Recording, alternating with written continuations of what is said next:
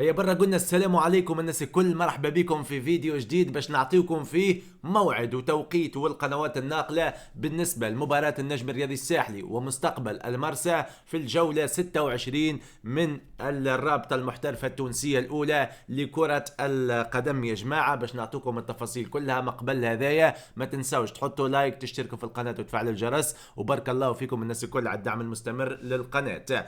بالنسبة للماتش هذايا باش يتلعب نهار السبت 25 افريل 2026، هذا بالنسبه لتاريخ المباراه.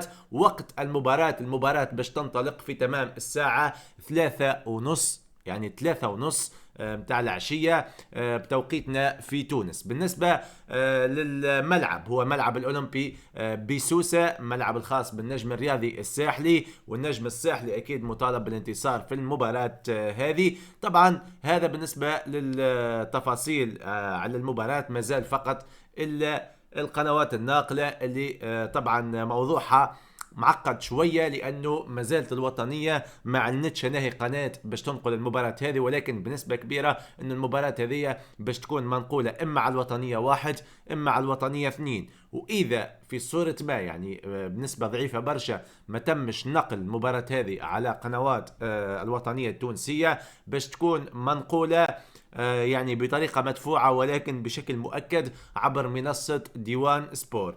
عندما يتم تحديد القناة اللي باش تنقل المباراة هذه، ان شاء الله يا جماعة ننزلكم فيديو اخر نفهمكم كل التفاصيل لما تكون يعني الصورة واضحة. هذا كان كل شيء في الفيديو. كان تحبوا ديما نتكلموا عن النجم الرياضي الساحلي ومواعيد مباريات النجم الرياضي الساحلي، اكتبوا لي في الكومنتات. شكرا لكم الناس الكل، وملتقانا ان شاء الله في مواعيد رياضية قادمة. سلام عليكم.